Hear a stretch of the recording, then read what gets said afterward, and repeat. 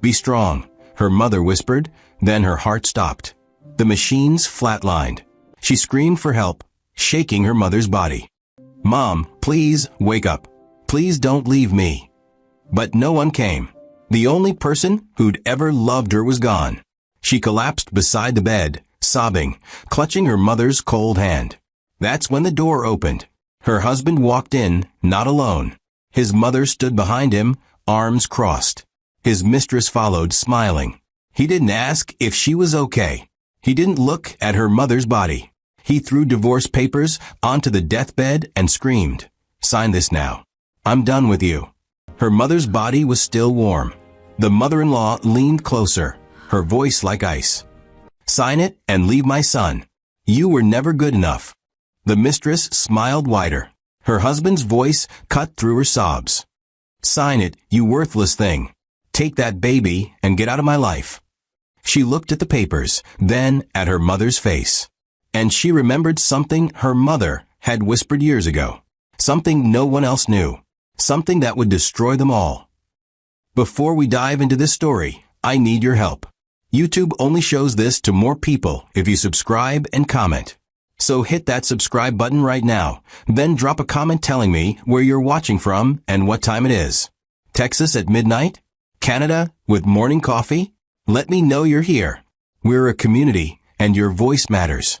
Now, let's jump into the story. Clara sat frozen in the plastic chair beside her mother's hospital bed, her fingers wrapped around Eleanor's frail hand like it was the only thing keeping her tethered to reality. The room was suffocating. Sterile white walls, flickering fluorescent lights, and the relentless beeping of machines that measured life in numbers Clara didn't want to understand. Her mother's breathing was shallow, uneven, each breath a battle she was losing. Clara had been here for hours, watching the woman who raised her slip away inch by inch, and there was nothing she could do to stop it. "Mom, I'm here," she whispered, her voice trembling. "I'm not leaving. I promise." Eleanor's eyelids fluttered open, just barely, and her lips moved in a weak attempt to speak. Clara leaned closer, her heart pounding. "What is it, Mom? What do you need?" Eleanor's voice came out in a rasp, so faint Clara had to hold her breath to hear it. "I'm sorry, Clara. I'm so sorry I couldn't protect you." Tears burned Clara's eyes, blurring her vision. "Don't say that. You protected me my whole life. You gave me everything." Eleanor's grip tightened, just slightly, her fingers cold and trembling. "Be strong. Even when I'm gone. Promise me you'll be strong." Clara nodded, her throat closing up, her chest heaving with sobs she couldn't hold back. "I promise, Mom. I'll be strong. I'll survive. I swear." For 3 years, Clara had begged Nathaniel to let her mother move in with them. 3 years of pleading, of explaining that Eleanor's health was failing, that she couldn't afford proper care, that she needed a family. Every single time, Nathaniel had looked at her with that calm, detached expression he always wore when he wanted to end a conversation without raising his voice. "We don't have the space, Clara," he'd say, his tone so reasonable it made her feel insane for even asking. And then Vivian, his mother, would step in with that tight, disapproving smile and deliver the final blow. "We are not a charity, Clara. Your mother made her choices. She'll have to live with them." Nathaniel never argued. He never defended Clara. He just nodded, stood up, and walked away, leaving her standing there with the weight of her mother's suffering pressing down on her chest. So Clara had done the only thing she could. She visited in secret. She paid the hospital bills with money she scraped together from skipping meals, from selling the jewelry her mother had given her years ago, from hiding cash in places Nathaniel would never think to look. Every receipt was a sin she buried. Every visit was a crime she committed in silence. And Nathaniel never asked. Vivian never questioned. They didn't care where Clara went or why she came home looking like she'd been crying. They were content to let Eleanor rot in a public hospital, alone and forgotten, because acknowledging her existence would have been inconvenient. Now on this freezing February night, with snow falling outside the window and the machines slowing their rhythm, Eleanor was dying, and Clara was the only one holding her hand. Her mother's breathing hitched, stuttered, and then stopped. The monitor flatlined with a single, piercing tone that cut through the room like a scream. Clara's body went numb. She couldn't move, couldn't breathe, couldn't process what had just happened. "No," she whispered, shaking her head. "No, no, no, please, Mom, please don't leave me." But Eleanor's hand went limp in hers, and the warmth drained from her skin, and Clara knew it was over. She pressed her forehead against her mother's hand and sobbed, her whole body shaking, her heart ripping apart in her chest. She had nothing left. No family, no support. No one cared if she lived or died. And then the door opened. Clara looked up, her vision blurred with tears, expecting a nurse to tell her it was time to go. But it wasn't a nurse. It was Nathaniel. He stood in the doorway, tall and composed, holding a folder in his hands. Behind him, Vivian entered with her arms crossed, her face tight with irritation, like she'd been inconvenienced by having to come here at all. And behind her, stepping into the room with slow, deliberate confidence, was Vanessa, the mistress, the woman Nathaniel had been sleeping with for over a year. The woman Clara had pretended not to know about because confronting it would have shattered the last fragile piece of dignity she had left.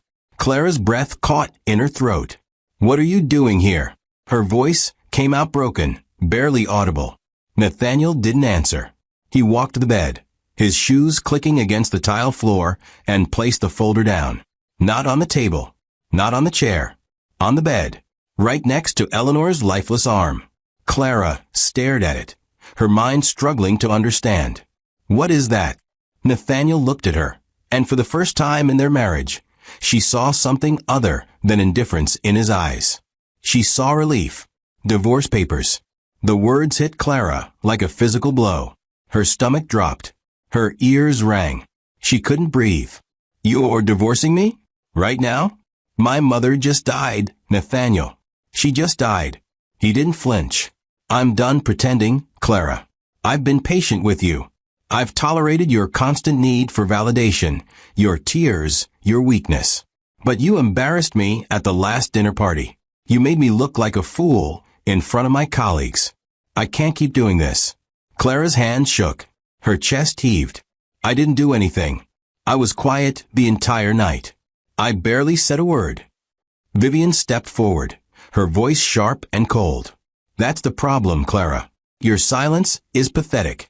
Your presence is an embarrassment. Nathaniel deserves better. He always has." Clara looked at Vanessa, who stood there smiling, her eyes gleaming with satisfaction. "You brought her here?"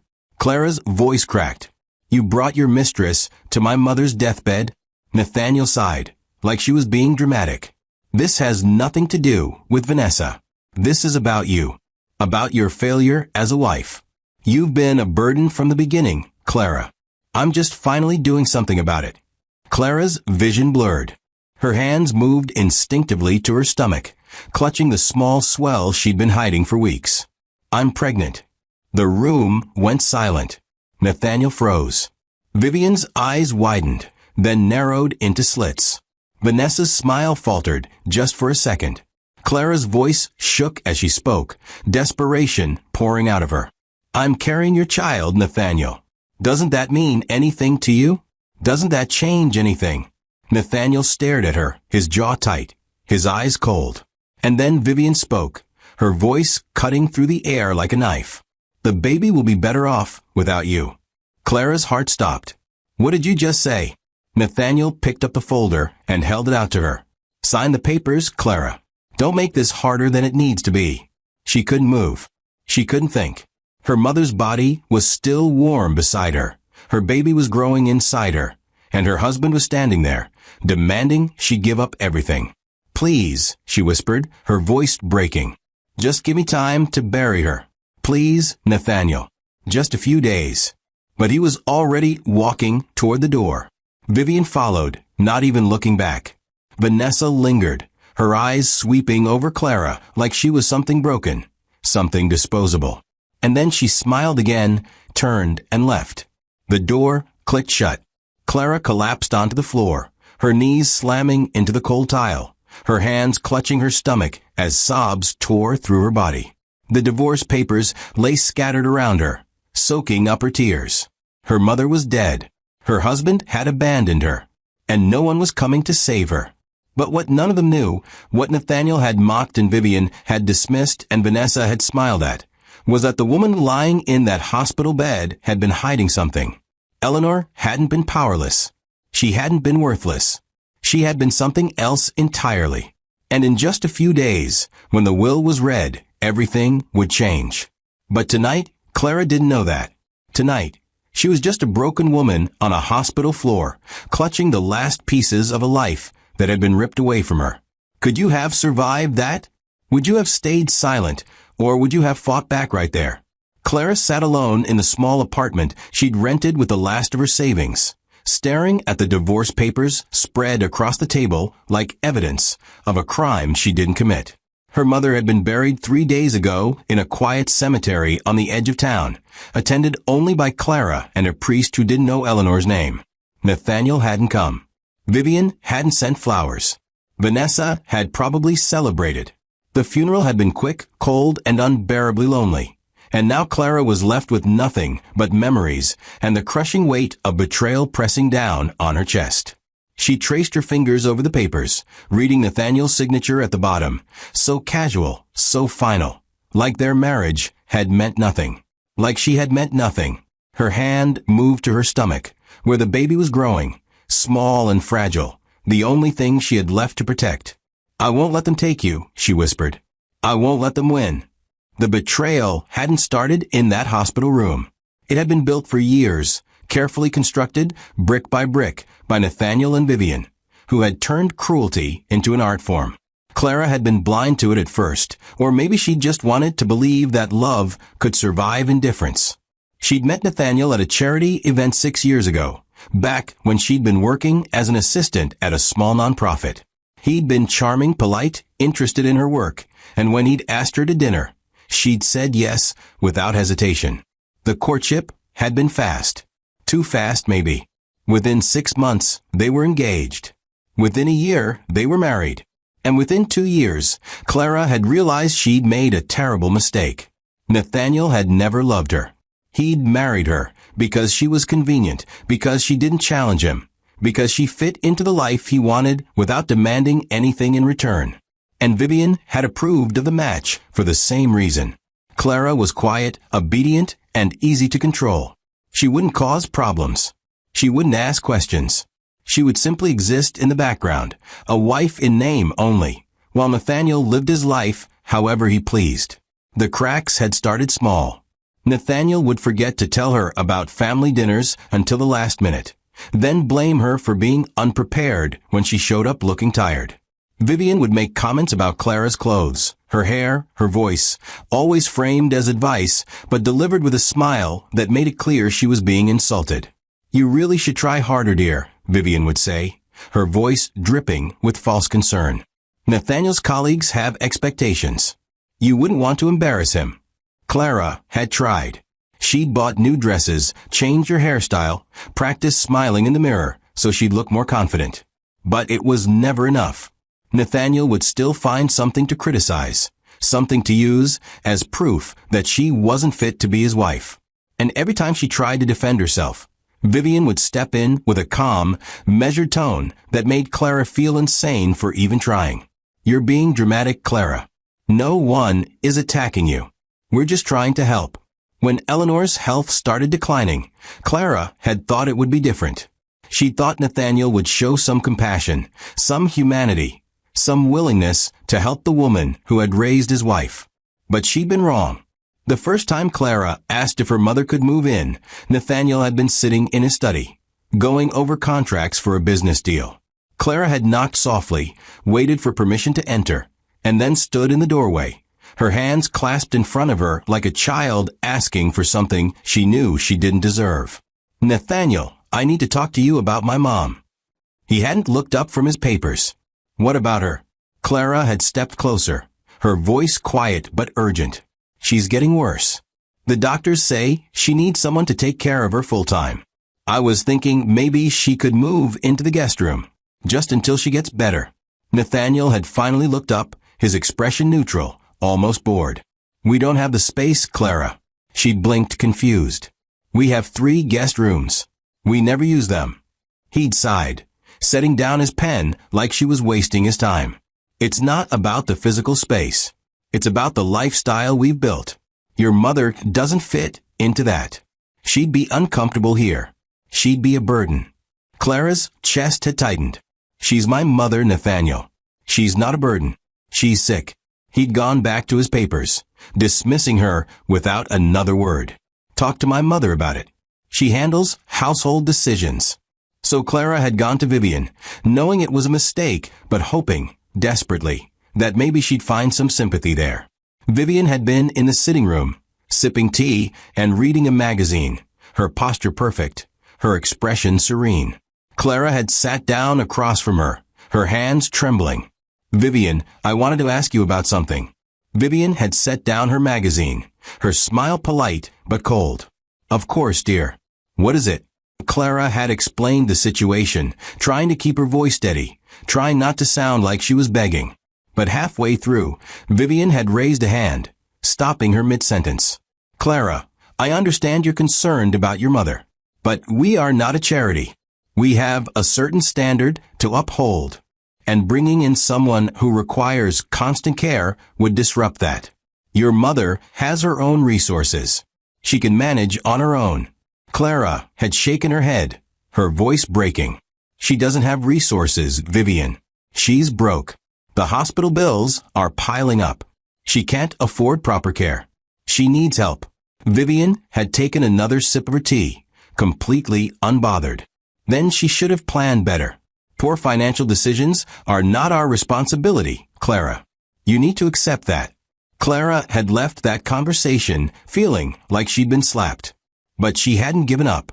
She tried again and again and again, each time met with the same cold refusal, the same dismissive logic, the same subtle accusation that she was being unreasonable for even asking.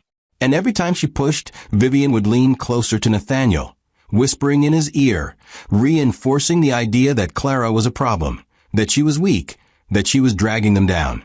Clara had started to notice the way they looked at each other during those conversations, the way Vivian's eyes would flicker with satisfaction when Nathaniel agreed with her, the way they moved in perfect sync, like co-conspirators executing a plan.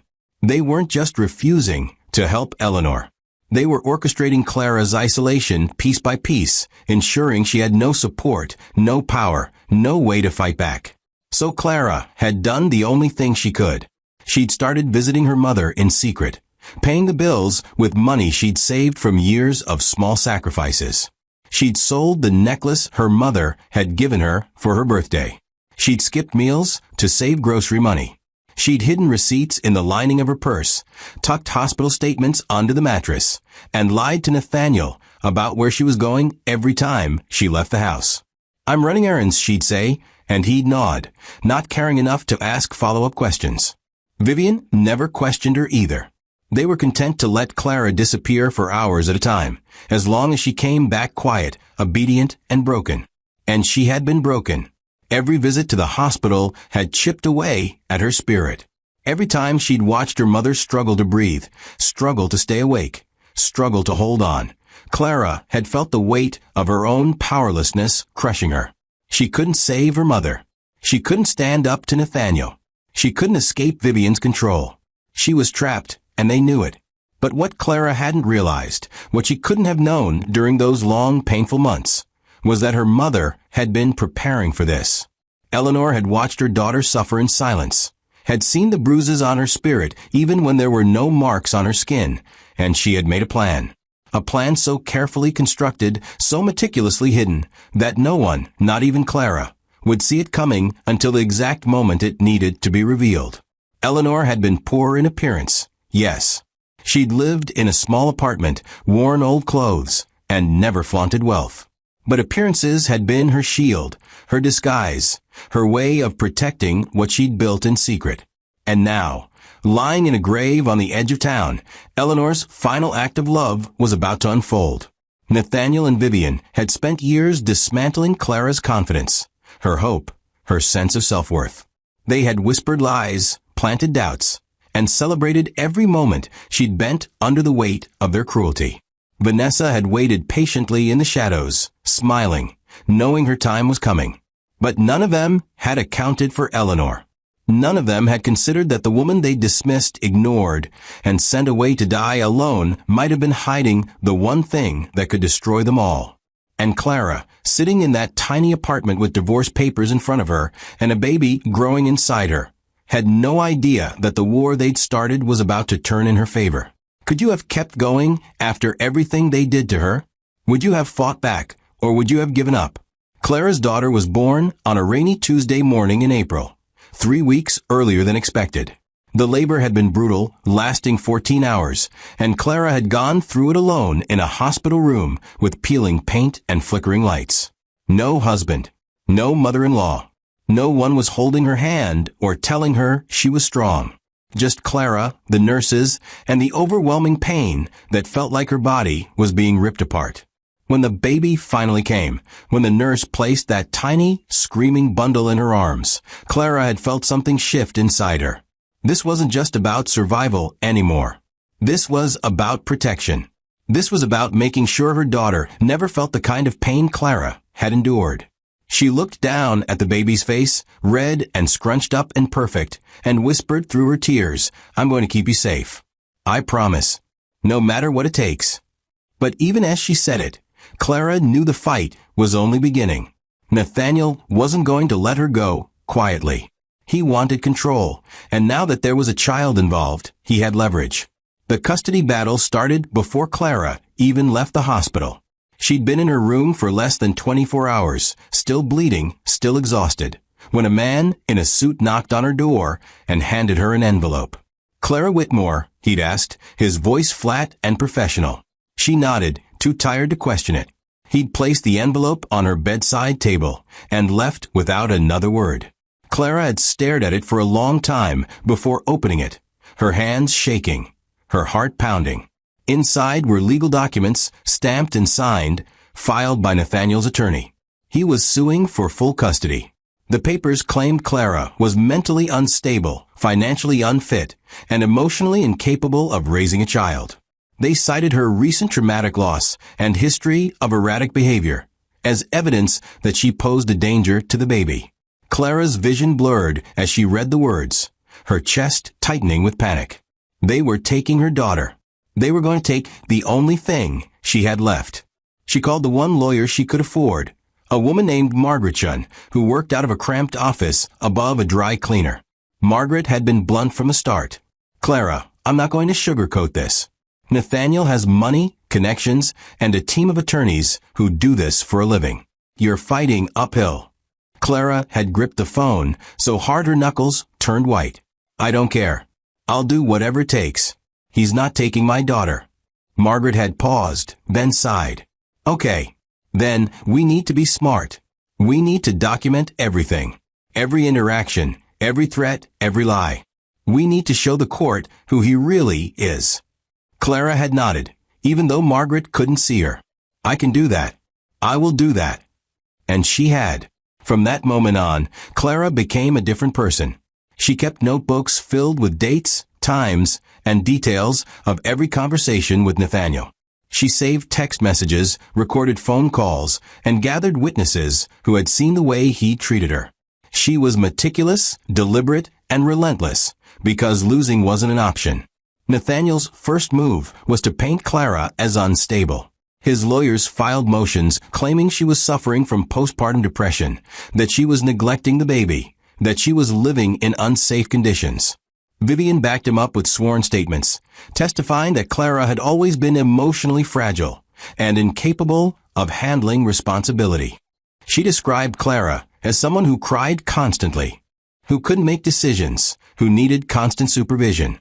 It was a lie, all of it, but Vivian delivered it with such calm authority that it sounded like the truth. Vanessa played her part too, positioning herself as the stable, supportive figure the child needed. She attended hearings with Nathaniel, dressed impeccably, smiling at the judge, playing the role of the devoted partner who only wanted what was best for the baby. Clara watched from across the courtroom, her stomach churning, her fists clenched, knowing exactly what they were doing. They were erasing her. They were rewriting the story to make her the villain and themselves the heroes. But Clara had something they didn't expect. She had the truth. And she had Margaret, who knew how to fight dirty when it mattered. Margaret dug into Nathaniel's past and found the hospital records from the night Eleanor died. She found the divorce papers he'd served Clara while her mother's body was still warm. She found text messages between Nathaniel and Vanessa that proved the affair had been going on long before Clara's pregnancy. And she found witnesses, nurses who had been there that night, who remembered Nathaniel's coldness, Vivian's cruelty, and Vanessa's smile. Margaret presented it all to the court, piece by piece, building a case that showed Nathaniel not as a concerned father, but as a manipulative man who had abandoned his pregnant wife at her lowest moment. The judge had listened, stone-faced, as Margaret laid it all out. And when Nathaniel's lawyer tried to argue that Clara's grief made her unfit, Margaret stood up and said, "Your Honor, grief is not a crime. Abandoning your pregnant wife at her mother's deathbed is." The courtroom had gone silent. Nathaniel's face had turned red. Vivian had shifted in her seat, her jaw tight. Vanessa had stopped smiling. And Clara had felt, for the first time in months, like maybe she had a chance. But Nathaniel didn't give up. He escalated. He filed motions claiming Clara was hiding assets, that she was uncooperative, that she was poisoning the child against him even though the baby was barely 3 months old. He demanded supervised visitation, drug tests, psychological evaluations. He threw everything he had at her, trying to bury her under paperwork and legal fees, trying to exhaust her until she gave up. Vivian called Clara's landlord, trying to get her evicted. She contacted Clara's former employer, spreading rumors that Clara was unstable and unreliable. She even showed up at Clara's apartment once, unannounced, claiming she wanted to check on the baby, but really just trying to find something she could use against Clara in court. Clara had stood in the doorway, blocking her entry, her voice steady despite the rage burning in her chest. "You're not coming in, Vivian. You have no right to be here." Vivian had smiled, cold and sharp. "I have every right, dear. That child is my grandchild. And when Nathaniel wins custody, you'll never see her again." Clara had closed the door in her face, her hands shaking, her heart racing. But she hadn't broken. She'd gone back inside, picked up her daughter, and held her close, whispering the same promise she'd made in the hospital. "I won't let them take you. I won't let them win." And she hadn't. Every move Nathaniel made, Clara countered. Every lie Vivian told, Clara exposed. Every time they tried to paint her as weak, she showed up stronger. She attended every hearing, every mediation, every evaluation, and she did it with her head held high, even when she was falling apart inside. She learned to speak in court without her voice shaking. She learned to answer questions without crying. She learned to be the kind of mother her daughter needed, even when everything inside her was screaming to collapse. Margaret had warned her it would be a long fight, and she'd been right. Months passed. The legal bills piled up. Clara sold everything she had left, her mother's furniture, her wedding ring, even the few pieces of jewelry she'd been saving for her daughter. She worked 2 jobs, one during the day and one at night, sleeping only a few hours between shifts, surviving on coffee and sheer willpower. Her body ached. Her mind was exhausted. But she kept going, because giving up meant losing her daughter, and that was something she would never do. She remembered her mother's words from that hospital bed. "Be strong, Clara, even when I'm gone, especially when I'm gone." And Clara had been strong. Stronger than she'd ever thought possible. Stronger than Nathaniel had anticipated. Stronger than Vivian had believed she could be. What Clara didn't know, what she couldn't have known during those brutal months of fighting, was that her mother had left her more than just words. Eleanor had left her a weapon. A tool so powerful it would dismantle everything Nathaniel and Vivian had built. But the time wasn't right yet. Clara had to prove herself first. She had to show the world, and more importantly herself, that she didn't need money or power to be strong. She needed only her will, her love, and her refusal to break. And as the custody battle dragged on, as Nathaniel's lawyers filed motion after motion, as Vivian whispered threats and Vanessa played the perfect stepmother, Clara kept fighting. She kept showing up. She kept proving that no amount of money, no amount of manipulation, could take away what mattered most. Her daughter was hers. And no judge, no lawyer, no amount of cruelty could change that. The final custody hearing was scheduled for late September, 6 months after her daughter was born.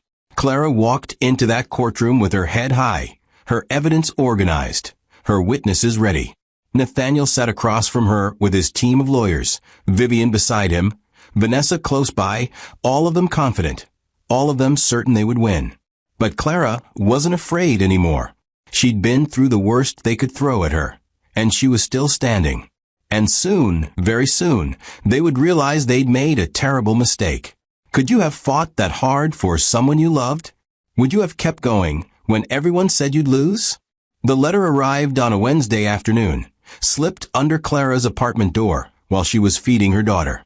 She'd almost missed it, nearly stepped right over it on her way to throw out the trash. But something made her stop, made her look down, and there it was. A cream-colored envelope, thick and expensive looking, with her name written across the front in elegant handwriting she didn't recognize. Clara picked it up, her heart beating faster, her fingers trembling as she turned it over. There was no return address, just a wax seal pressed into the back, dark red and official. She'd never seen anything like it. She carried it to the table, set her daughter down in the bassinet, and stared at the envelope for a long moment before opening it. Inside was a single sheet of paper, folded carefully, and a business card. The card was simple, black ink on white stock, with a name and phone number. Henry Caldwell, attorney at law. Clara's stomach dropped. Another lawyer. Another legal threat. She almost threw it away without reading the letter, but something stopped her. This didn't feel like Nathaniel's doing.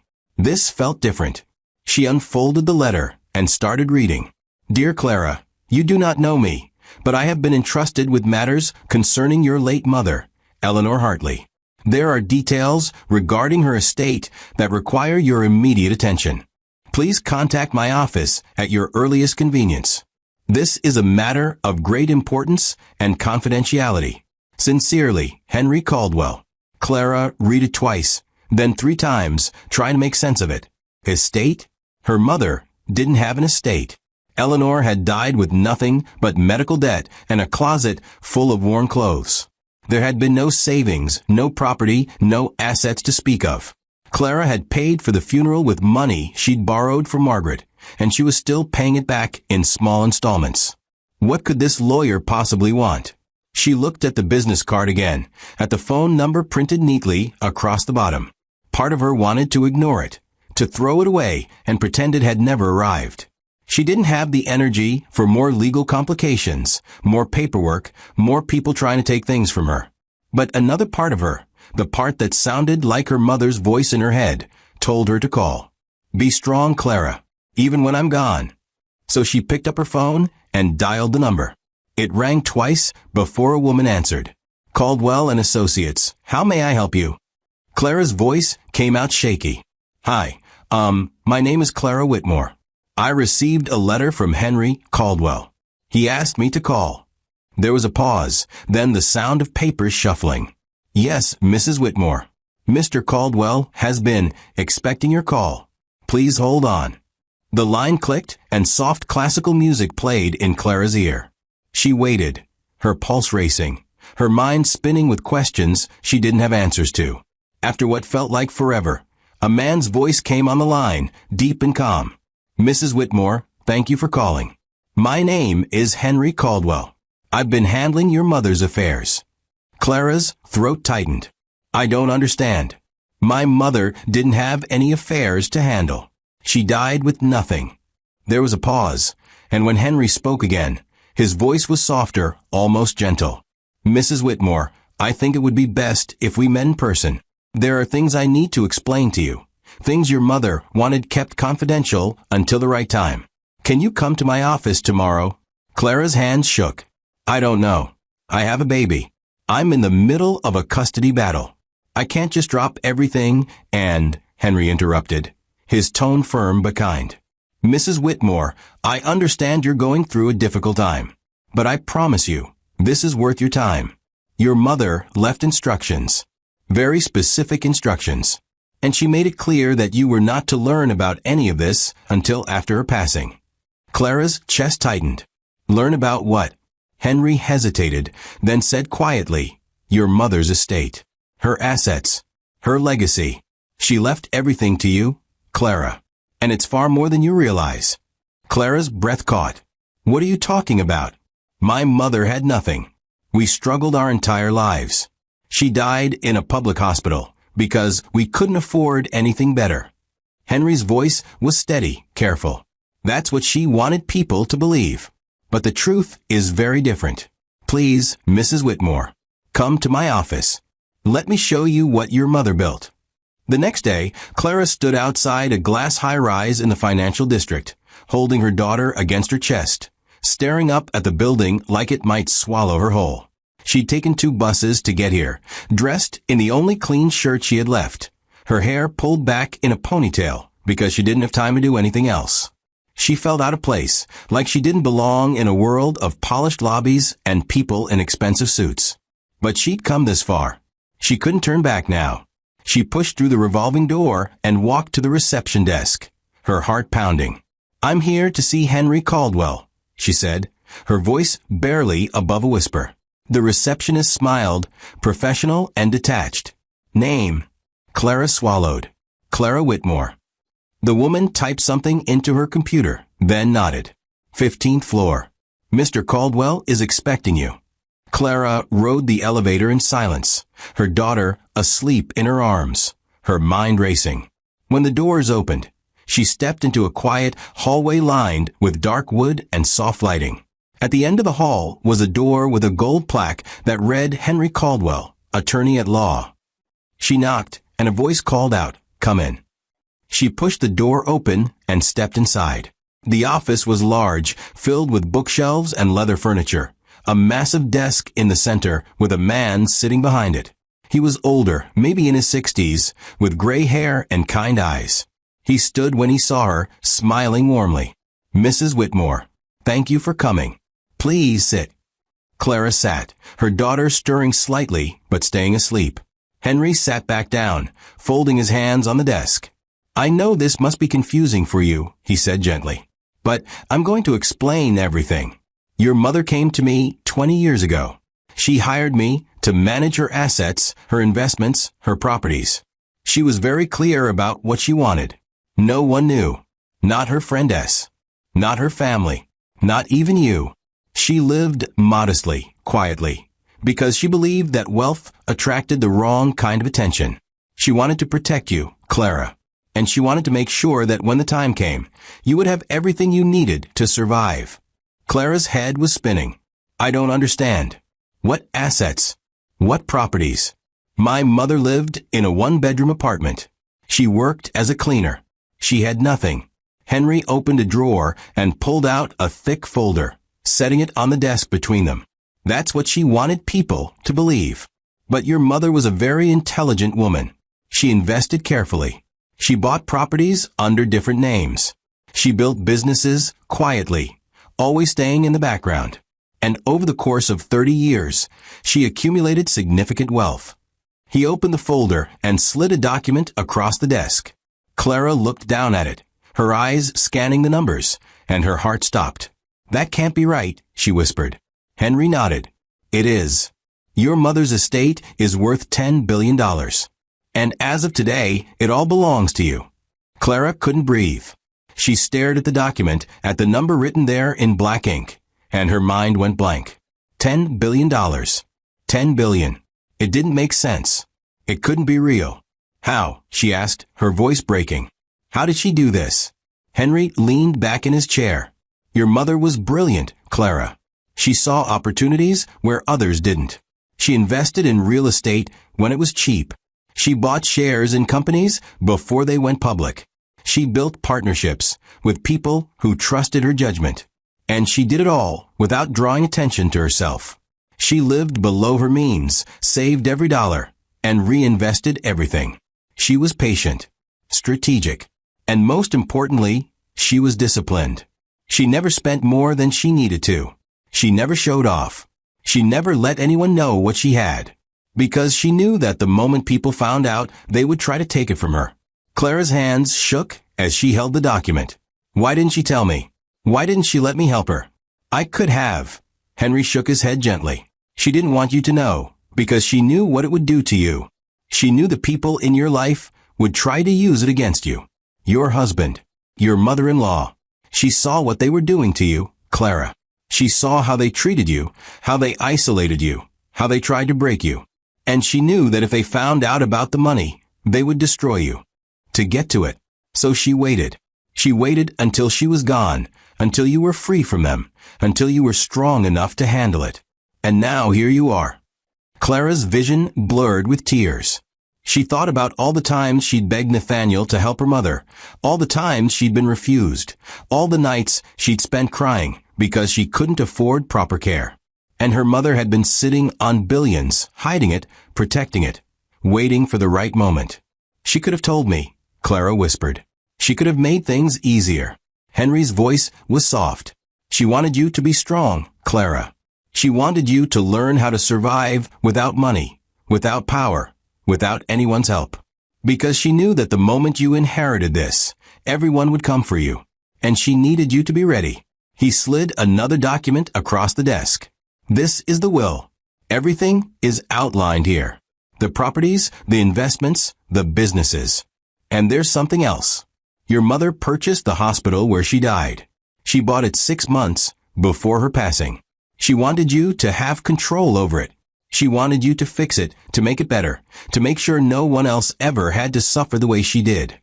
Clara looked down at the will, at her mother's signature at the bottom, and she felt something shift inside her. This wasn't just money. This was power. This was justice. This was everything she needed to protect her daughter and destroy the people who had tried to destroy her. When do I get access to it? She asked, her voice steady now. Henry smiled. As soon as you sign these documents, everything transfers to you. But Clara, I need you to understand something. The moment you do this, your life changes. Nathaniel will know. Vivian will know. Vanessa will know. And they will come for you. They will fight. They will lie. They will do everything they can to take this from you. Are you ready for that? Clara looked down at her daughter, sleeping peacefully in her arms, and she thought about everything she'd been through. The hospital room, the divorce papers, the custody battle, the endless nights of fear and exhaustion. And she thought about her mother, who had endured silently, who had built an empire in secret, who had given Clara the one thing she needed most, a chance.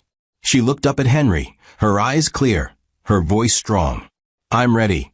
The reading of Eleanor's will was scheduled for exactly 2 weeks after Clara signed the documents in Henry Caldwell's office. Henry had insisted on making it public, on gathering everyone who had a stake in Eleanor's life, or at least everyone who thought they did. Your mother wanted this, he told Clara over the phone. She wanted them to see it. She wanted them to understand what they'd lost.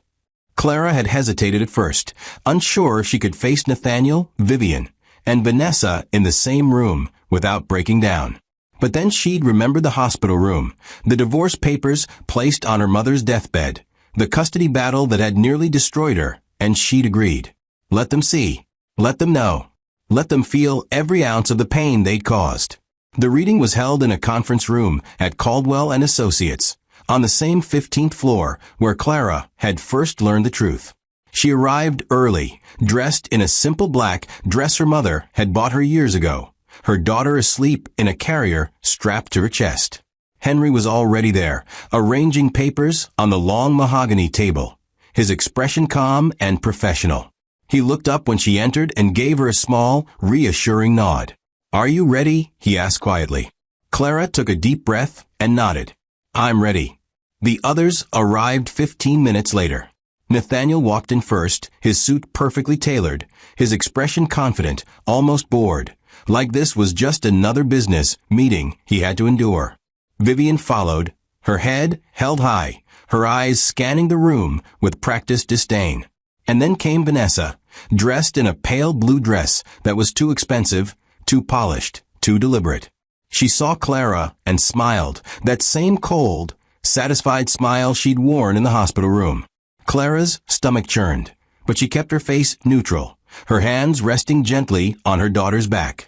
Nathaniel took a seat across from Clara without acknowledging her. Vivian sat beside him, smoothing her skirt with precise, controlled movements. Vanessa lingered near the door for a moment before sitting next to Nathaniel, close enough that their shoulders nearly touched. Henry waited until everyone was settled, then cleared his throat. Thank you all for coming. We're here today for the reading of Eleanor Hartley's last will and testament. As her attorney, I've been entrusted with ensuring her wishes are carried out exactly as she intended. Nathaniel leaned back in his chair, his arms crossed. Let's get this over with. I have a meeting at 3. Henry didn't react to the dismissiveness. He simply opened the folder in front of him and began reading. Eleanor Hartley, being of sound mind and body, hereby declares this to be her last will and testament. To my daughter, Clara Whitmore, I leave the entirety of my estate, including all properties, investments, bank accounts, and business holdings, valued at $10 billion. The room went silent. Nathaniel's arms dropped. Vivian's eyes widened. Vanessa's smile disappeared. Clara sat perfectly still, watching them, her heart pounding, but her expression calm. Nathaniel was the first to speak, his voice tight, controlled. I'm sorry. Did you just say $10 billion? Henry nodded. Yes, $10 billion. Eleanor Hartley built a significant financial empire over the course of 30 years, all of which she has left to her daughter. Vivian's face had gone pale. She leaned forward, her hands gripping the edge of the table. That's impossible. Eleanor was poor. She lived in a terrible apartment. She died in a public hospital. She had nothing. Henry's voice remained calm, almost clinical. That's what she wanted people to believe. But Eleanor owned multiple properties across the country, held controlling shares in several major companies, and maintained investment portfolios that generated substantial passive income. She lived modestly by choice, not necessity. Nathaniel stood up abruptly, his chair scraping against the floor. This is insane. There's no way that woman had $10 billion. She was a cleaner. She barely spoke English. She was nothing. Henry's eyes hardened just slightly. She was a brilliant investor and a strategic thinker who chose to live quietly to protect what she'd built. And now, everything she worked for belongs to Clara. Vivian turned to Clara, her voice sharp, accusing. You knew about this. You've been hiding it this whole time, playing the victim while sitting on a fortune. Clara finally spoke, her voice steady, cold. I found out 2 weeks ago. The same time you're finding out now. My mother kept it from everyone, including me, because she knew exactly what people like you would do if you found out. Vanessa stood up, her face flushed, her hands shaking. This isn't fair. Nathaniel was married to you. He has rights. We have rights. Henry shook his head. No, you don't. The marriage was legally dissolved before Eleanor's passing. Nathaniel has no claim to Clara's inheritance. And even if he did, Eleanor's will is ironclad. Every asset is in Clara's name. There are no loopholes, no contested clauses, no grounds for appeal. Nathaniel's jaw tightened. He looked at Clara. And for the first time, she saw something other than indifference in his eyes. She saw panic. Clara, we need to talk about this. This changes things. We can work something out. The custody arrangement, the divorce settlement, we can renegotiate. Clara stared at him, her voice ice cold. No. Nathaniel blinked. What? Clara's voice didn't waver. I said no. You served me divorce papers while my mother was dying. You abandoned me while I was pregnant. You fought to take my daughter from me because you thought I was weak, powerless, and alone. You were wrong. And now you want to renegotiate? Now you want to talk? It's too late, Nathaniel. You made your choice. Vivian stood up, her voice rising. You ungrateful little, Henry interrupted, his voice sharp. Mrs. Whitmore, I suggest you sit down. Anything you say in this room can and will be documented. Clara has grounds to pursue legal action for harassment, defamation, and emotional distress. I'd advise you to be very careful with your words. Vivian's mouth snapped shut. She sat down slowly, her face twisted with rage. Vanessa was still standing, her hands clenched into fists, her breathing shallow. "This isn't over," she said, her voice shaking. "We'll fight this. We'll take you to court. We'll prove you manipulated her, that you tricked her into leaving everything to you." Henry pulled out another document and slid it across the table. Eleanor anticipated that response. This is a letter she wrote, dated 3 months before her death, outlining her reasons for leaving everything to Clara. She describes in detail the neglect she experienced, the refusal of support from Nathaniel and Vivian, and the isolation Clara endured during her marriage. She also mentions you, Miss Vanessa, and the affair you conducted with Nathaniel while Clara was pregnant. This letter has been notarized, witnessed, and filed with the court. If you attempt to contest the will, this becomes public record. Vanessa's face went white. She sank back into her chair, her hands trembling. Nathaniel stared at the document, his expression blank, like his mind was trying to catch up with what was happening. Vivian looked like she might faint. Her breathing was shallow, her hands gripping the arms of her chair. Henry continued, his voice calm and measured. Additionally, Eleanor purchased the hospital, where she passed away 6 months before her death. As of today, Clara owns that facility. She also owns the businesses that supply medical equipment to that hospital, the real estate company that manages the properties Nathaniel's family rents for their offices, and the investment firm that holds the majority of Vivian's personal accounts. The room was so quiet Clara could hear her daughter's soft breathing against her chest. Nathaniel looked at her, his eyes wide, his voice barely a whisper. "You own everything." Clara nodded. "Not everything. Just everything that matters to you." Vivian made a small, choked sound, like she was trying to speak but couldn't find the words. Vanessa was staring at the table, her face buried in her hands. Nathaniel sat down slowly, his confidence shattered, his posture slumped. Henry closed the folder. "That concludes the reading. Clara, if you have any questions, I'm available. The rest of you are free to leave." No one moved. They all just sat there, stunned, broken, unable to process what had just happened. Clara stood, adjusting her daughter in the carrier, and walked toward the door. She paused when she reached Nathaniel, looking down at him. "You told me I'd never be anything without you," she said quietly. "You told me I was weak, that I was worthless, that my mother was a burden. You were wrong about all of it." She turned and walked out, leaving them sitting in silence, their world collapsing around them. Outside the building, Clara stood on the sidewalk, breathing in the cold air, feeling the weight of everything that had just happened settle over her. She'd won. She'd actually won. Not just the money, not just the power, but the validation, the proof that she'd been right all along, that she'd been strong enough to survive, that her mother's love had been real and fierce and unstoppable. Her phone buzzed in her pocket. She pulled it out and saw a text from Margaret. Heard the news. The court just dropped Nathaniel's custody case. Full custody awarded to you. Congratulations, Clara. Clara closed her eyes, tears streaming down her face, and she whispered, "Thank you, Mom. Thank you for everything." Her daughter stirred, opening her eyes and looking up at Clara with that innocent, trusting gaze. Clara smiled through her tears and kissed her forehead. "We're safe now, baby. We're finally safe." Inside the conference room, Nathaniel sat frozen, staring at the table. Vivian had her head in her hands, her shoulders shaking. Vanessa was crying openly now, mascara running down her cheeks. Henry gathered his papers, his expression neutral, professional. As he walked past Nathaniel, he paused. "Your ex-wife is a remarkable woman," he said quietly. "You should have realized that before you lost her." And then he left, closing the door behind him, leaving them alone with the wreckage of their own cruelty. Could you have stayed as calm as Clara did in that room? Would you have been able to walk away, or would you have said more? Clara's new life didn't announce itself with fanfare or celebration. There were no champagne toasts, no shopping sprees, no sudden transformations into someone she wasn't.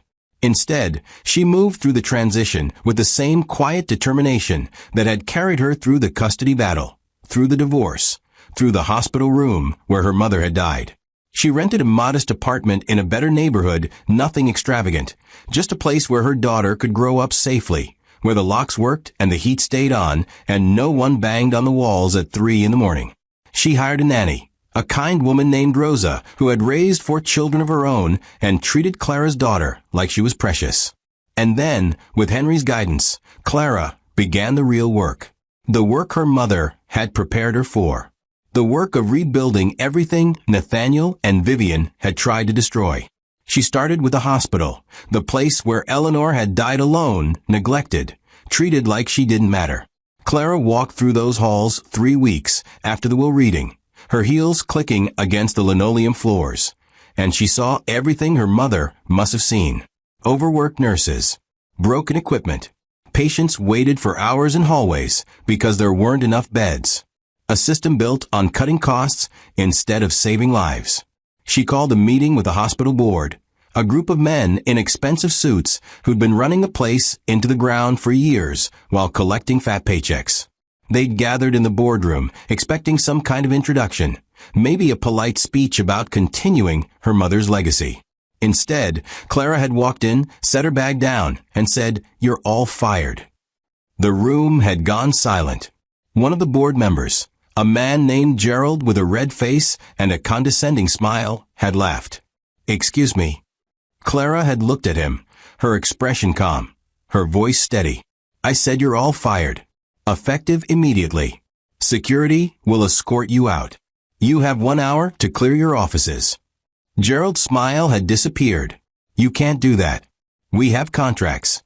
Henry, who'd been standing quietly in a corner, had stepped forward and placed a stack of documents on the table. "Those contracts have termination clauses for gross negligence and mismanagement. Miss Whitmore's legal team has documented every violation, every safety issue, every patient complaint that was ignored under your leadership. You're lucky she's not pressing criminal charges." Another board member, a woman named Diane, had stood up, her voice sharp. "This is insane. You don't know anything about running a hospital. You're going to destroy this place." Clara had met her eyes without flinching. "My mother died in this place because people like you decided saving money was more important than saving lives. I'm not destroying anything. I'm fixing what you broke." Within a month, Clara had hired new leadership, people who actually cared about patient care, who'd spent their careers fighting for better conditions, better pay, better treatment. She increased salaries for nurses and support staff, invested in new equipment, and renovated entire wings that had been falling apart for years. She didn't do it for recognition or praise. She did it because her mother had suffered here, and Clara would make sure no one else ever had to. Word spread quickly. The local news ran a story about the hospital's transformation, about the anonymous donor who'd taken over and turned everything around.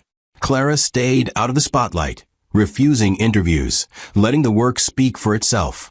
But people noticed. Employees noticed. Patients noticed. And Nathaniel noticed. He'd started calling her 2 weeks after the will reading, leaving voicemails that started polite and got progressively more desperate. "Clara, we need to talk. There are things we can work out.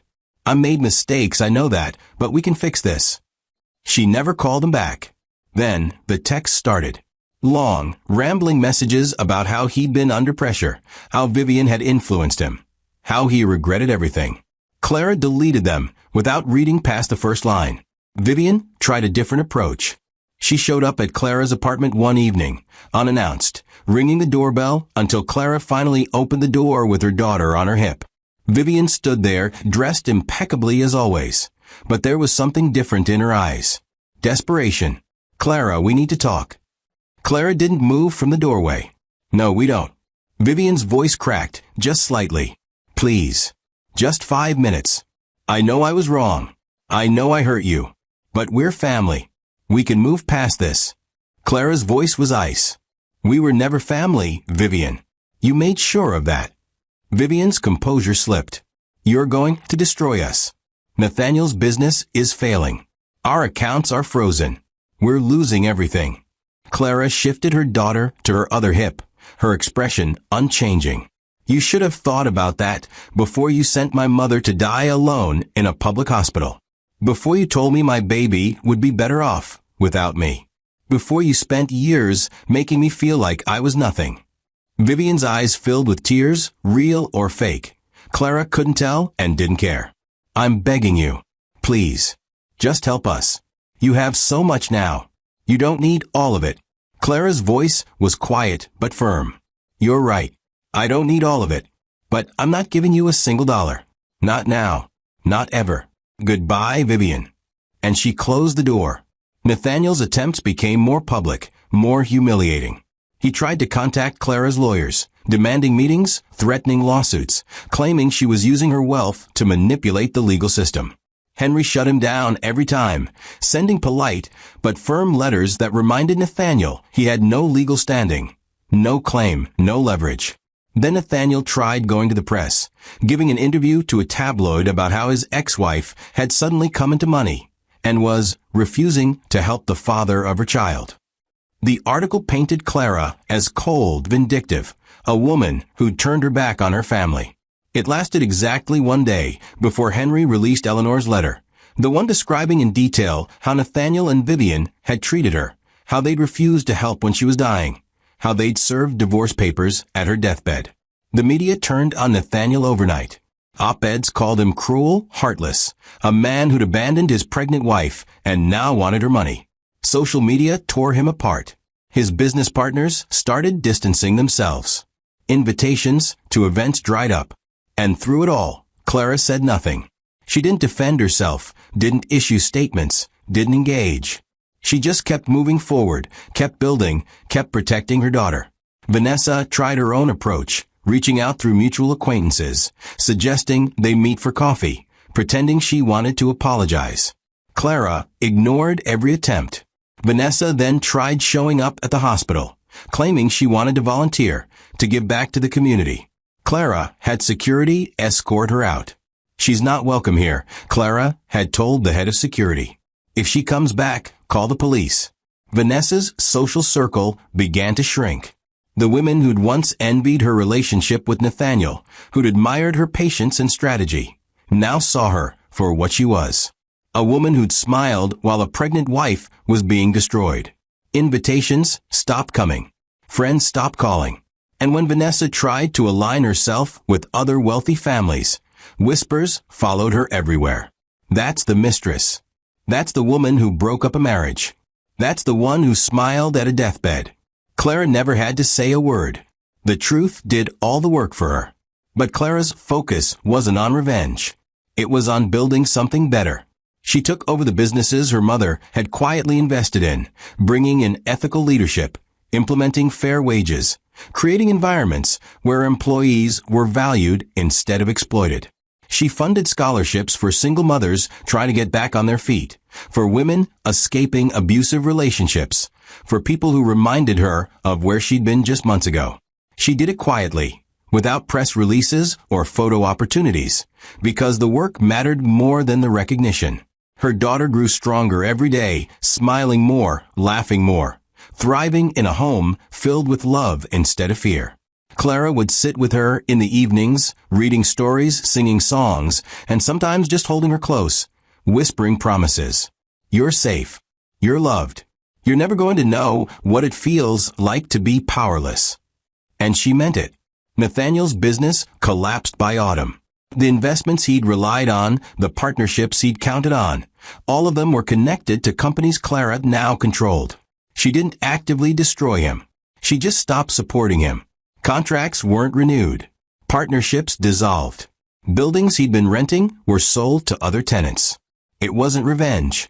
It was simply removing the safety net he'd always taken for granted. Vivian's social standing crumbled alongside her son's business.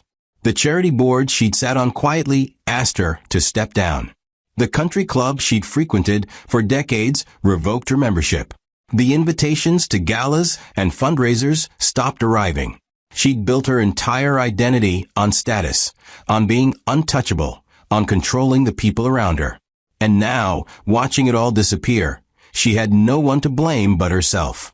Clara heard about it all through Henry, who kept her updated not because she asked, but because he believed she should know. Nathaniel filed for bankruptcy last week. He told her over coffee one afternoon. Vivian sold her house. They're both living in a small apartment downtown. Clara had taken a sip of her coffee, her expression neutral. Good. Henry had smiled just slightly. Your mother would be proud of you, Clara. But Clara didn't feel triumphant. She didn't feel victorious. She just felt steady, grounded, like she was finally standing on solid ground after years of sinking.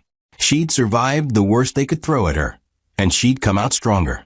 Not because of the money, not because of the power, but because she'd learned what her mother had been trying to teach her all along. Strength wasn't about being loud or aggressive. It was about being patient, strategic, and unshakable.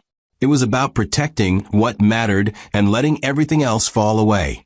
And as Clara sat in her apartment watching her daughter sleep, she realized she'd become exactly the kind of woman her mother had always believed she could be. Strong, resilient, unstoppable. How would you have handled the power if you were in Clara's position? Would you have been as restrained, or would you have gone further? Vanessa had always believed patience was her greatest weapon. While other women chased men with tears and demands, she'd waited in the shadows, smiling politely, never pushing, never asking for more than Nathaniel was willing to give. She'd watched Clara struggle through pregnancy, watched her beg for help, watched her cry in corners at family dinners, and Vanessa had smiled through all of it because she knew her time was coming. She'd convinced herself that once Clara was gone, once the divorce was final, she'd step into the life that should have always been hers. Nathaniel's wealth, his status, his family name, all of it would belong to her. She'd played the long game, and she'd been certain she'd won. But now, sitting in her cramped studio apartment with unpaid bills stacked on the counter, and her phone silent for the third day in a row, Vanessa realized she'd been playing a game where the rules had changed without anyone telling her. Clara hadn't just survived. She'd risen. And Vanessa, who'd spent years positioning herself as the better choice, the smarter choice, the woman Nathaniel deserved, was left with nothing. The collapse had started slowly, so subtly Vanessa hadn't noticed it at first. After the will reading, after the news broke about Clara's inheritance, Vanessa had still believed she could salvage things. She'd gone to Nathaniel, found him sitting in his office with his head in his hands, and she'd wrapped her arms around him, whispered reassurances. We'll figure this out. Clara can't keep all of it. There are laws, protections, we'll fight this. But Nathaniel had pulled away from her, his voice hollow. There's nothing to fight. She owns everything. My business, my properties, the accounts I thought were mine. It's all connected to companies she controls now. I have nothing, Vanessa. Nothing. Vanessa had tried to stay calm, tried to be the supportive partner she'd always been. Then we'll rebuild. We'll start over. You're smart, capable, you can do this. But Nathaniel had looked at her with empty eyes. With what money? With what connections? Everyone I knew, everyone who mattered, they're all gone. They don't return my calls. They don't want to be associated with me. I'm toxic, Vanessa. And so are you. That had stung. But Vanessa had pushed past it, convinced he was just stressed, just overwhelmed. She tried reaching out to her own network, the women she'd befriended at charity events, the investors she'd charmed at dinner parties. But the responses had been cold, distant, polite rejections wrapped in excuses. We're not taking on new partnerships right now. I'll have my assistant get back to you. Let's reconnect in a few months. Vanessa had felt the shift, the way people who'd once smiled at her now looked past her, through her, like she was invisible. She'd been Nathaniel's mistress, the woman who'd helped destroy a marriage, and now that Nathaniel was worthless, so was she. The invitations stopped coming. The lunch dates were canceled. The phone calls went unanswered. Vanessa had spent years building relationships based on what Nathaniel could offer, and now that he had nothing, those relationships evaporated like they'd never existed. She tried working, applying for positions at firms where she'd once been considered a valuable contact. But her resume, once impressive because of her connections, now fell hollow. She had no real skills, no tangible experience, just years of networking and social climbing that meant nothing without the right name attached to her. The interviews were polite but brief. We'll be in touch. They never were. Vanessa's savings, which she'd thought would last months, drained faster than she'd expected. Rent, utilities, groceries, all the small expenses she'd never worried about when Nathaniel was paying for everything. She'd never realized how much she depended on him, how much her entire life had been built on his wealth. And now, watching her bank account dwindle, watching the creditors call, watching her carefully constructed life crumble, Vanessa felt something she'd never felt before. Fear. Real, suffocating fear that she was going to lose everything. She tried reaching out to Clara once, through a mutual acquaintance who worked at one of the hospitals Clara had restructured. Vanessa had crafted the message carefully, making it sound genuine, apologetic. I know I made mistakes. I know I hurt you, but I'm asking for a chance to make things right. Not for Nathaniel, but for myself. I need help, Clara. Please. The response had come back 2 days later, short and final. Clara said no. She said you made your choice, and now you live with it. Don't contact her again. Vanessa had stared at the message, her hands shaking, her chest tight with rage and desperation. She'd done everything right. She'd been patient, strategic, careful.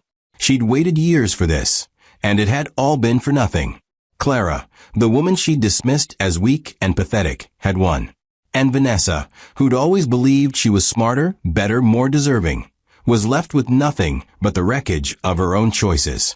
The final blow came in the form of a meeting Vanessa had managed to secure through sheer persistence.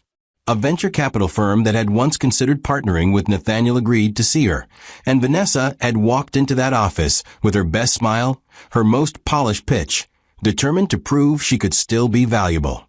The meeting had gone well at first. The partners had listened, asked questions, and seemed interested. And then one of them, a woman named Julia with sharp eyes and a sharper tone, had leaned forward. Before we move forward, I need to ask you something. Is it true you were involved with Nathaniel Whitmore while he was married? Vanessa's stomach had dropped. That's personal. It has nothing to do with business. Julia had smiled cold and knowing. Actually, it has everything to do with business. We do our research, Vanessa. We know who you are. We know what you did. And we know that Clara Whitmore now controls a significant portion of the market we operate in. Partnering with you would be a liability. So, I'm going to be blunt. We're not interested. Vanessa had tried to salvage it, tried to argue, but Julia had stood up, signaling the end of the meeting. Good luck, Vanessa. You're going to need it. Vanessa had left that office, feeling like the ground had been ripped out from under her. She'd walked back to her apartment in a daze, her mind racing, her chest tight with panic. She'd built her entire life on being desired, being valuable, being the woman men wanted and women envied. And now she was nothing. Worse than nothing. She was a cautionary tale, a woman who'd gambled everything on a man who had nothing left to give. That night, alone in her apartment, Vanessa had broken down. She'd screamed, thrown things, sobbed until her throat was raw. She'd called Nathaniel, desperate for someone to blame, someone to share the burden with. But he hadn't answered. She'd called again, and again, and again, until finally, on the 7th call, he picked up. What, Vanessa? His voice was flat, exhausted. Vanessa's voice came out shrill, desperate. You ruined me. You promised me a life, and now I have nothing. This is your fault. Nathaniel had laughed, bitter and hollow. My fault?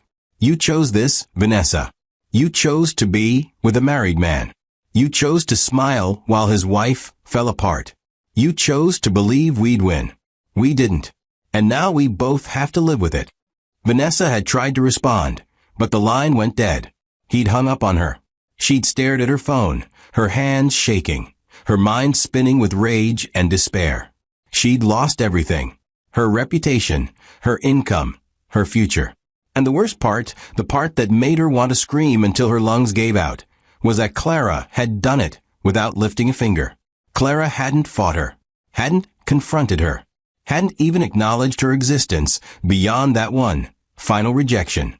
Clara had simply existed, had simply thrived, and that alone had been enough to destroy Vanessa completely. Because the world didn't care about mistresses who backed the wrong man. The world didn't have sympathy for women who smiled at deathbeds. The world had moved on, and Vanessa was left behind, invisible, irrelevant, forgotten. Weeks passed, and Vanessa's life continued its downward spiral. She moved to a cheaper apartment, then to a room in a shared house with strangers who didn't know her name and didn't care to learn it. She took a job at a retail store, standing behind a counter for minimum wage, serving customers who treated her like she was beneath them. And maybe she was. Maybe this was where she'd always belonged, and the years with Nathaniel had just been a temporary illusion, a fantasy she'd convinced herself was real. She'd see Clara's name in the news sometimes, articles about hospital reforms, about charitable donations, about a woman who'd turned tragedy into purpose. And every time, Vanessa felt a twist of envy so sharp it made her physically ill. That should have been her life. That should have been her standing in boardrooms, making decisions, commanding respect. But it wasn't. It never would be. Because Vanessa had made a choice, and that choice had destroyed her. One evening, standing in her tiny room with a stack of bills she couldn't pay and a phone that hadn't rung in weeks, Vanessa had a moment of clarity. She'd spent years believing she was smarter than Clara, more deserving, more capable. But the truth was, Clara had always been stronger. Clara had survived a marriage that would have broken most people. She'd survived grief, betrayal, and isolation, and she'd come out the other side with dignity intact. Vanessa, on the other hand, had spent years tearing someone down, believing it would lift her up. And now, she was paying the price. Not because Clara had punished her, but because the universe had a way of balancing the scales. Vanessa sat on the edge of her bed, staring at the blank walls of her room, and for the first time in her life, she understood what it meant to lose. Not just money or status, but purpose, identity, hope. She'd gambled everything on a man who had nothing, and now she had nothing too. And there was no one to blame but herself. Could you forgive someone like Vanessa? Or would you let her face the consequences alone? Vivian had spent her entire life building walls around herself. Walls made of status, wealth, and the carefully cultivated image of a woman who was untouchable. She'd married into old money, raised a son who carried the family name with pride, and positioned herself at the center of every social circle that mattered. Charity galas, country club luncheons, board meetings for foundations that did more networking than actual charity work. Vivian had mastered them all. She'd learned early that power wasn't just about having money. It was about making sure everyone knew you had it, about controlling who got access and who got shut out. And for decades, that strategy had worked. People respected her, feared her. I wanted her approval. But now, sitting alone in a 2-bedroom apartment that smelled like cheap cleaning products and old carpet, Vivian understood that the walls she'd built hadn't protected her. They'd isolated her. And when those walls came down, there was nothing left underneath. The humiliation had started in public, which made it so much worse. Vivian had been attending the annual Winter Gala for the Riverside Foundation, an event she'd helped organize for over 20 years. She'd walked in wearing a dress she'd bought on credit, her head held high, determined to act like nothing had changed. But the moment she stepped into the ballroom, she'd felt it. The shift. The way conversations paused when she approached. The way eyes flickered away when she tried to make contact. The way people who used to greet her warmly now gave polite nods and moved on. She'd found her usual table, the one reserved for major donors, only to discover her name wasn't on the seating chart. A young woman with a clipboard and an apologetic smile had approached her. "Mrs. Whitmore, I'm so sorry, but there's been a change. Your table assignment was moved. You're over there." She'd pointed to a table near the back, far from the stage, far from the spotlight, surrounded by people Vivian didn't recognize. Vivian's face had burned with embarrassment. There must be a mistake. I've sat at the main table for 20 years. The woman had glanced down at her clipboard, her voice quiet but firm. "I'm sorry, Mrs. Whitmore. The seating was arranged by donation level. Your contribution this year didn't meet the threshold for the main table." Vivian had wanted to argue, to demand to speak to someone in charge, but she'd seen the truth in the woman's eyes. This wasn't a mistake. This was intentional. The foundation knew about her situation, knew about Nathaniel's bankruptcy, knew that the Whitmore name no longer carried the weight it once did. And they'd moved her to the back like she was just another guest, someone who didn't matter. Vivian had walked to her assigned table, her head still high, but her stomach churning with humiliation. She'd sat through the entire evening in silence, watching from a distance, as the people she'd once considered peers laughed and toasted and celebrated without her. No one came to greet her. No one asked how she was doing. She'd become invisible. The social collapse accelerated after that. Invitations that used to arrive weekly stopped coming. The country club, where Vivian had spent decades building relationships and hosting events, quietly revoked her membership. The letter had been polite, citing updated membership criteria and financial restructuring. But Vivian knew the truth. They didn't want her anymore. She wasn't valuable. She was an embarrassment, a reminder that even the most carefully constructed status could collapse overnight. She tried calling friends, women she'd known for 30 years, women she'd helped when there. Marriages fell apart or their children got into trouble. But the calls went unanswered. When she finally reached one of them, a woman named Margaret who'd been her closest confidant, the conversation had been brief and brutal. "Vivian, I can't be seen with you right now. You understand, don't you? People are talking. They're saying awful things about what you did to that poor girl, to Clara. I have grandchildren to think about. I can't be associated with that kind of story." Vivian had tried to defend herself. "I didn't do anything wrong. I was protecting my son. I was protecting our family." Margaret's voice had been cold. "You abandoned a dying woman in a hospital and told her pregnant daughter she was worthless. That's not protecting your family, Vivian. That's cruelty. And now everyone knows it." The phone had gone dead, and Vivian had sat in her apartment, staring at the walls, feeling the weight of her choices crushing down on her. She'd spent years believing that loyalty to family, to status, to the life she'd built was the right thing. But now, facing the consequences, she realized she'd been wrong. She hadn't been protecting Nathaniel. She'd been protecting her own image, her own sense of superiority. And Clara, the daughter-in-law she'd dismissed as weak and insignificant, had been the only one with real strength all along. The worst part wasn't the loss of money or status. It was the realization that she'd traded her humanity for it. She'd looked at a dying woman and decided she wasn't worth helping. She'd looked at a pregnant, grieving daughter-in-law and decided she was better off destroyed. And now, karma has delivered its verdict. Vivian tried to salvage what little she had left. She applied for positions on smaller charity boards, hoping her experience would count for something. But every application was met with polite rejections. She reached out to former colleagues, offering to volunteer, to help with events, to do anything that would give her a sense of purpose again. But no one wanted her. The Whitmore name, once a badge of honor, was now a stain. She'd walk through the city sometimes, passing the buildings she used to enter without a second thought, the restaurants where she used to dine, the shops where she used to spend without checking prices. And she'd feel the weight of her fall, the distance between who she'd been and who she was now. One afternoon, she'd run into an old acquaintance outside a coffee shop. The woman had looked startled, then uncomfortable.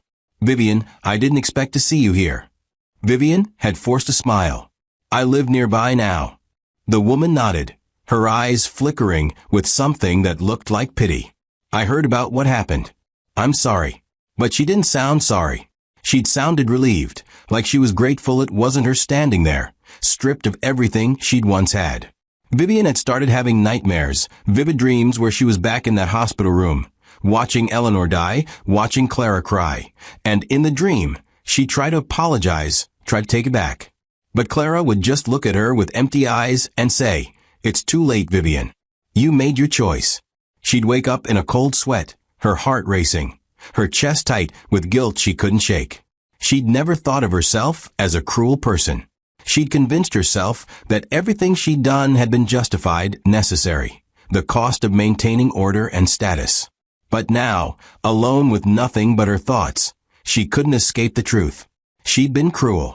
She'd been heartless. And the woman she tried to destroy had risen while Vivian had fallen. The breaking point came at a small community event Vivian attended, hoping to rebuild some semblance of a social life. She'd been standing near the refreshment table when she'd overheard two women talking. "Did you hear about Clara Whitmore?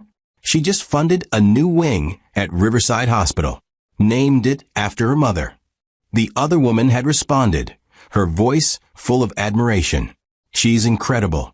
After everything she went through, losing her mom, that awful divorce, and she's out here changing lives. That's real strength." The first woman nodded. "And her mother-in-law, what's her name, Vivian? She's living in some tiny apartment now. Completely broke. Karma's real, isn't it?" Vivian had stood there, frozen, listening to them talk about her like she was a cautionary tale, a villain in someone else's story. And the worst part was, they were right. She was the villain. She'd earned every bit of scorn, every bit of judgment. And there was nothing she could do to change it. She'd left the event early, walked home in the rain, and collapsed on her couch, sobbing for the first time in years. Not because she'd lost her money or her status, but because she'd lost herself. She'd spent so long being the woman everyone feared and respected that she'd forgotten how to be human. And now, facing the emptiness of her life, she realized she didn't even know who she was anymore. Nathaniel had stopped calling months ago, too wrapped up in his own collapse to worry about hers. Vanessa was gone, disappeared into whatever hole she'd crawled into. Vivian was alone, truly alone, with nothing but regret and the echoes of her own cruelty ringing in her ears. She thought about Clara sometimes, wondered if she ever thought about her, if she ever felt satisfaction knowing how far Vivian had fallen. But Clara didn't need to think about her. Clara had moved on, built a life filled with purpose and love, while Vivian was stuck in the past, replaying every mistake, every cruel word. Every moment she could have chosen kindness, but chose superiority instead. One evening, Vivian sat at her small kitchen table, staring at a photo she'd kept from years ago. It was a family picture, Nathaniel and Clara on their wedding day, both of them smiling. Vivian stood beside them, her expression proud, satisfied. She remembered that day, remembered thinking she'd chosen the perfect wife for her son, someone quiet, obedient, easy to control. And she'd been right about Clara being those things. But what Vivian hadn't seen, what she'd been too arrogant to recognize, was the strength underneath. Resilience. The quiet power that didn't need to shout to be heard. Clara had survived everything Vivian had thrown at her, and she'd done it with grace. And now, looking at that photo, Vivian felt something she'd never felt before. Shame. Deep, aching shame that sat in her chest like a stone. She'd destroyed a woman who deserved better, and the universe had made sure she paid for it. Vivian set the photo down and stared out the window at the city she no longer belonged to.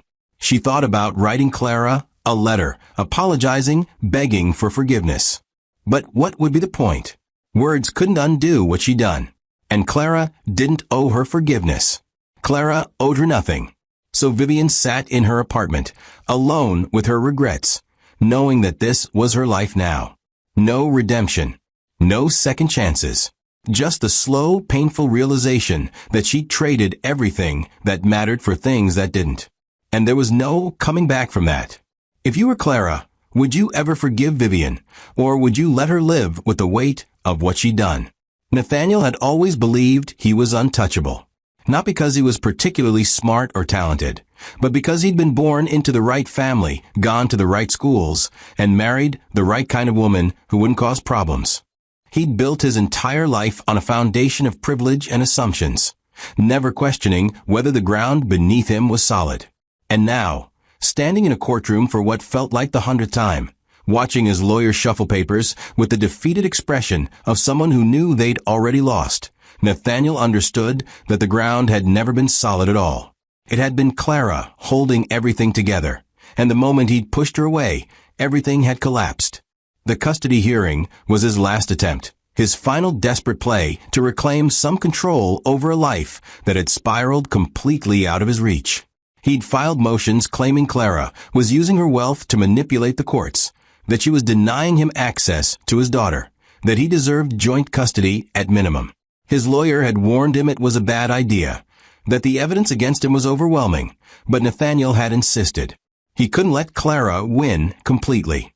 He couldn't accept that the woman he'd once controlled now controlled everything. The judge entered, an older woman with gray hair and a no-nonsense expression that made Nathaniel's stomach turn. She'd presided over several of their hearings, and each time, her patience with him had worn thinner. She sat down, adjusted her glasses, and looked directly at Nathaniel. "Mr. Whitmore, I've reviewed your latest motion. Do you have anything new to present, or are we rehashing the same arguments we've already addressed?" Nathaniel stood, his voice tight. "Your Honor, I'm asking for what any father deserves. Time with my daughter. A chance to be part of her life.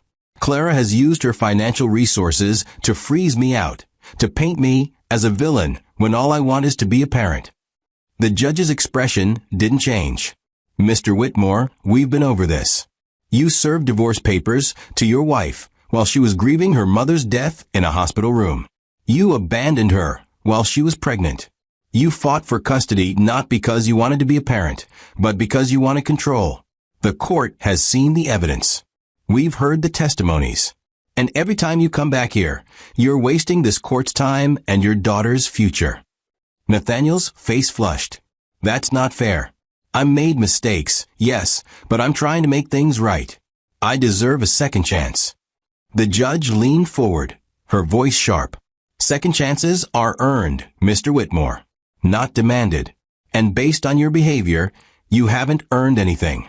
She turned to Clara, who sat quietly on the other side of the courtroom, her hands folded in her lap, her expression calm. "Mrs. Whitmore, do you have anything you'd like to add?" Clara stood slowly, her voice steady but firm. "Your Honor, Nathaniel didn't want to be a father when I was pregnant. He didn't want to be a father when I begged him to wait until after my mother's funeral to finalize the divorce. He wanted control. He wanted to punish me for existing. And now that I have resources, now that I have the ability to protect my daughter, he wants to pretend he cares. But he doesn't care about her. He cares about winning. And I won't let him use my daughter as a pawn in whatever game he's playing." The judge nodded. "I agree. Mr. Whitmore, your petition for joint custody is denied. Your visitation rights remain supervised and limited. If you continue to file frivolous motions, I will hold you in contempt. This hearing is adjourned." Nathaniel stood frozen as the judge left, his lawyer packing up files without looking at him. Clara walked past him toward the exit, and Nathaniel couldn't stop himself. "Clara, wait." She stopped but didn't turn around. Nathaniel's voice cracked. "Please, just talk to me. 5 minutes. That's all I'm asking." Clara turned slowly, her eyes meeting him for the first time in months. There was no anger there, no hatred, just a cold, detached calm that made Nathaniel feel like he was looking at a stranger. "What do you want, Nathaniel?" He stepped closer, lowering his voice. "I want to fix this. I know I messed up. I know I hurt you. But we have a daughter together. She deserves to have both parents in her life." Clara's expression didn't change. She has a parent. She has me. And she's safe, loved, and protected. That's more than you ever gave her. Nathaniel's desperation broke through. "I was under pressure. My mother was in my ear constantly. Vanessa was." Clara cut him off, her voice sharp. "Don't blame them. You made your choices. You signed those papers. You walked out of that hospital room. You fought to take my daughter from me. Those were your decisions, Nathaniel. Own them." Nathaniel felt his chest tighten, panic rising. "I'm sorry. I'm so sorry, Clara. I was wrong about everything. About you, about your mother, about what mattered. I see that now. Please, just give me a chance to prove I've changed." Clara stared at him for a long moment, and Nathaniel thought maybe, just maybe, she'd soften. But when she spoke, her voice was ice. "You had chances, Nathaniel. You had years of chances. Every time I asked for help, every time I begged you to see me, to care about what I was going through, you chose not to. And now that I don't need you, now that I've built a life without you, you want another chance? No. You don't get to come back into my life just because yours fell apart." She turned and walked away, leaving Nathaniel standing in the empty courtroom, his hands shaking, his mind racing. He'd lost. Completely, utterly, irreversibly lost. And there was nothing he could do to change it. The weeks that followed were a blur of humiliation and defeat. Nathaniel's business, what little remained of it, finally collapsed when his last investor pulled out. The office he'd rented was repossessed. The car he'd been leasing was returned. He moved into a studio apartment in a part of the city he'd never even driven through before, a place with thin walls and neighbors who shouted at all hours. He'd applied for jobs, dozens of them, but every interview ended the same way. Polite interest, until they Googled his name and found the articles, the op-eds, the social media posts calling him a monster. "We'll be in touch," they'd say, and then they never were. Nathaniel had started drinking more, sitting alone in his apartment with cheap whiskey, scrolling through photos of his daughter on Clara's public social media. She was growing so fast, smiling in every picture, clearly happy, clearly loved. And Nathaniel wasn't part of any of it. He was erased, deleted from her life like he'd never existed.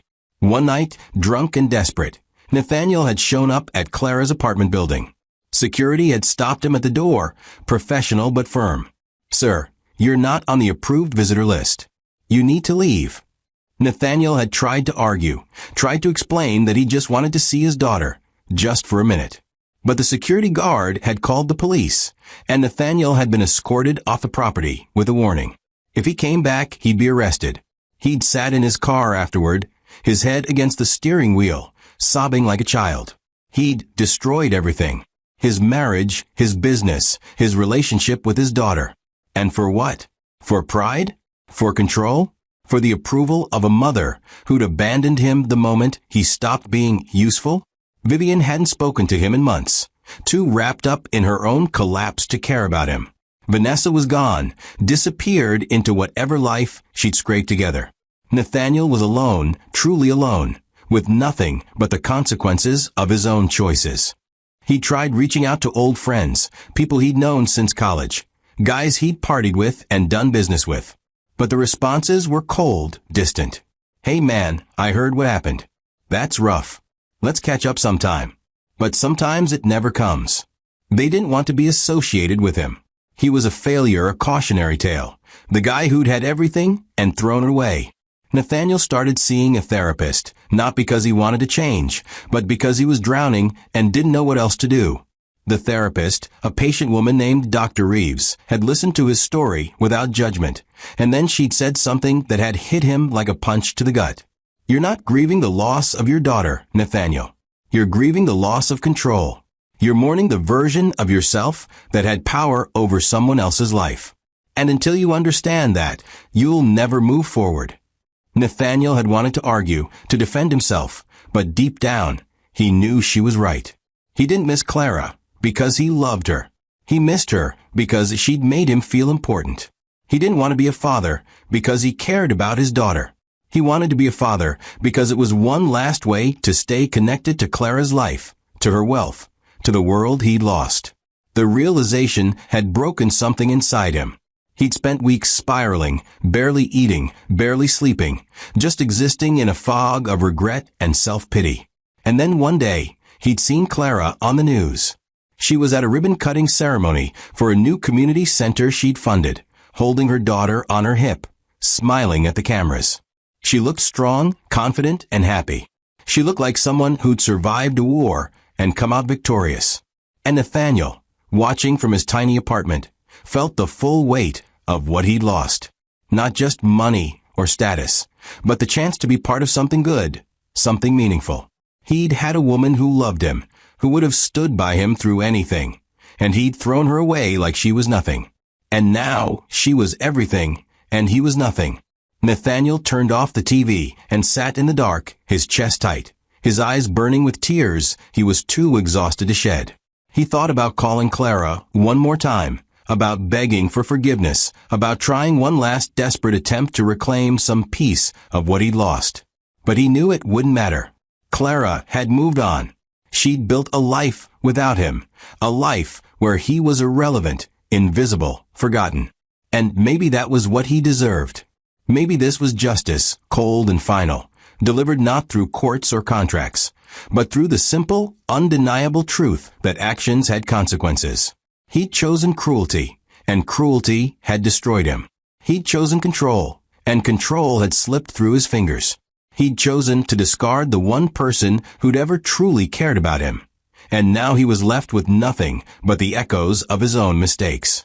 Nathaniel closed his eyes, leaning back against the couch, and for the first time in his life, he accepted the truth. He'd lost, and he'd never get it back. Would you feel any sympathy for Nathaniel, or would you say he got exactly what he deserved? Clara stood at the window of her new home, watching the sun rise over the city, her daughter asleep in the room down the hall. The house wasn't a mansion, wasn't some sprawling estate meant to show off wealth.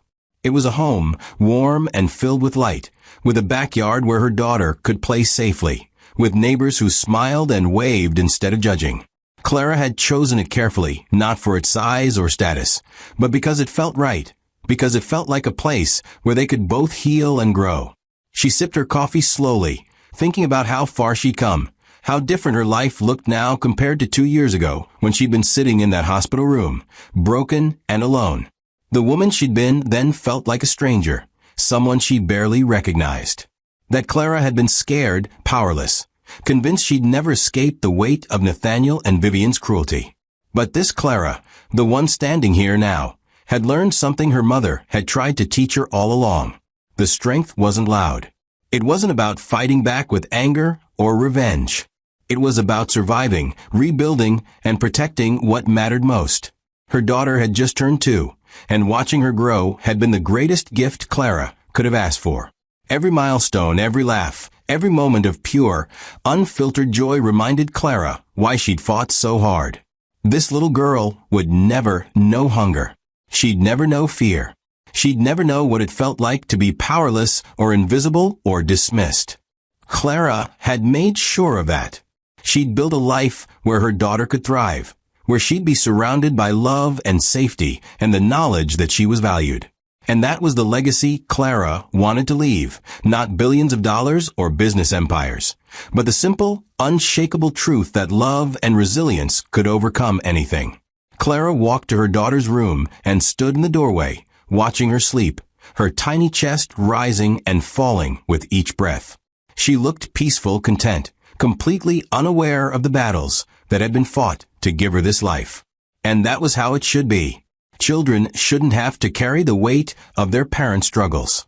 They should just get to be children. Clara had kept her promise to her mother.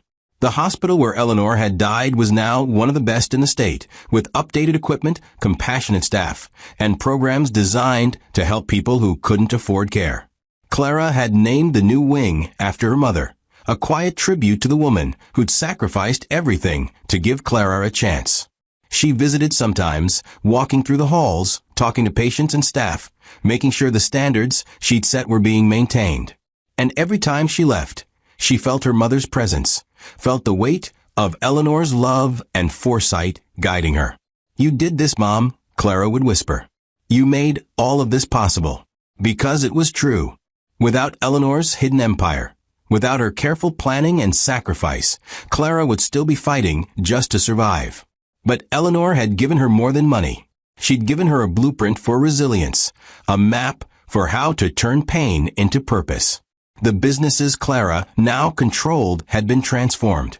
She'd brought in leaders who valued ethics over profit, who treated employees like human beings instead of disposable assets. She'd implemented fair wages, healthcare benefits, and policies that protected workers from the kind of exploitation she'd seen too often. It wasn't just about running successful companies. It was about creating environments where people could thrive, where they didn't have to sacrifice their dignity for a paycheck. Clara had also quietly funded scholarships for single mothers, for women escaping abusive relationships, for anyone who reminded her of where she'd been. She didn't do it for recognition or praise. She did it because she knew what it felt like to be powerless, to need help and have nowhere to turn. And if her wealth could change that for even one person, it was worth it. One afternoon, Clara received a call from Margaret, her lawyer who'd fought beside her through the custody battle. Clara, I wanted to let you know something. Nathaniel tried filing another motion last week. Claimed you were alienating his daughter from him. Clara's stomach tightened, but her voice stayed calm. What happened? Margaret's tone was matter-of-fact. The judge threw it out. Didn't even schedule a hearing. She told his lawyer that if Nathaniel files one more frivolous motion, she'll hold him in contempt and impose fines. He's done, Clara. He has no legal ground left to stand on. Clara closed her eyes, relief washing over her. Thank you, Margaret, for everything. Margaret's voice softened. You did this, Clara. You fought when most people would have given up. Your daughter is lucky to have you. Clara smiled, tears stinging her eyes. I'm the lucky one. That evening, Clara sat with her daughter in the living room, reading her favorite storybook for what felt like the 100th time. Her daughter giggled at the pictures, pointing at the animals and making sounds that were almost words.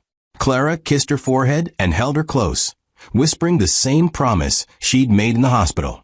You're safe, you're loved, and you're going to grow up knowing you can do anything. Her daughter looked up at her with wide, trusting eyes, and Clara felt her heart swell. This was what mattered. Not the courtroom victories, not the business deals, not the revenge that had unfolded naturally as Nathaniel, Vivian, and Vanessa faced the consequences of their own choices. What mattered was this moment, this connection, this knowledge that Clara had broken the cycle of cruelty and built something better. Clara had started writing letters to her daughter, letters she'd give her one day when she was older, when she could understand. In them, Clara wrote about Eleanor, about the strength and sacrifice of the grandmother she'd never meet. She wrote about the hospital room, the divorce, the custody battle, not to burden her daughter with pain, but to teach her that survival was possible, that even when the world felt impossible, there was always a way forward.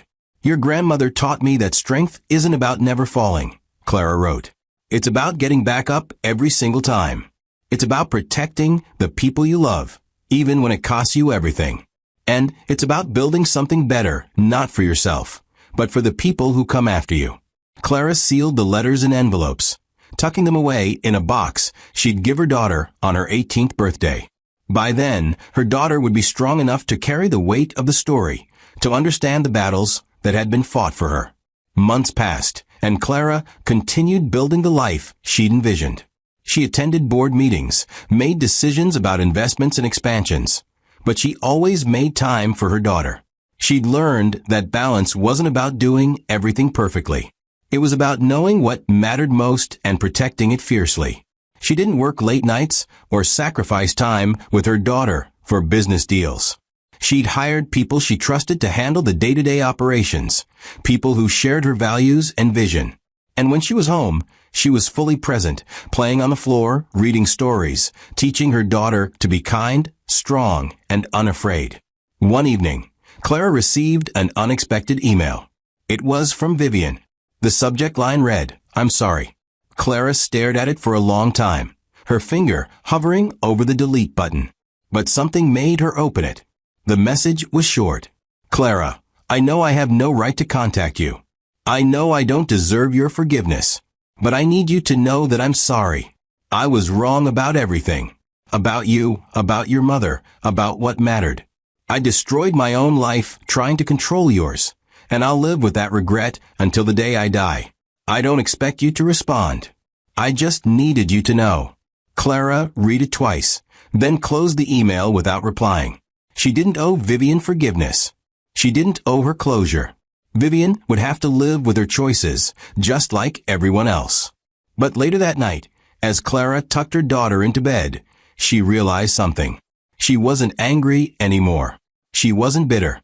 The rage that had fueled her through the darkest days had faded, replaced by something steadier, something stronger. Peace.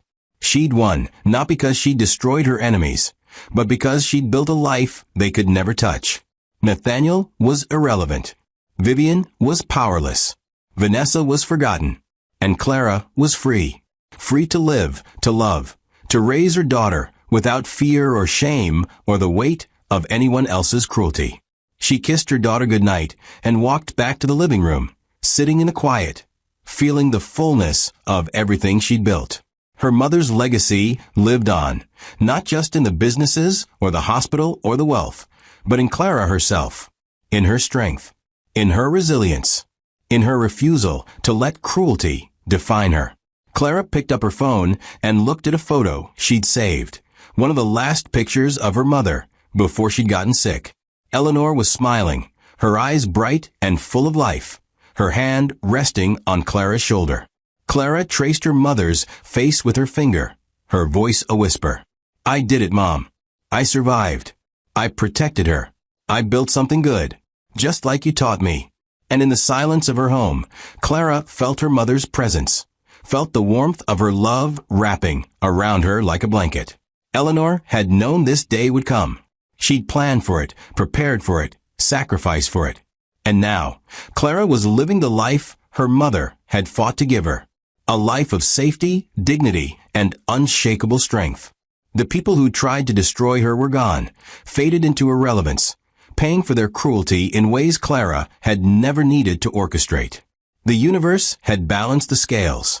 And Clara, standing in the life she'd rebuilt from nothing, understood the most important lesson her mother had ever taught her. The greatest inheritance wasn't money. It wasn't power. It wasn't revenge. It was the strength to survive, the courage to rebuild, and the love to protect what mattered most. And Clara had all three. She closed her eyes, a smile spreading across her face, and whispered one final promise. "We're going to be okay, baby. We're going to be more than okay. Because we survived. And that's all that matters." Would you have been strong enough to walk Clara's path? Could you have forgiven, or would you have held on to the anger? What would you have done differently? Thanks for watching. If you enjoyed the story, hit the subscribe button and drop a comment telling us the part of the story you enjoyed most.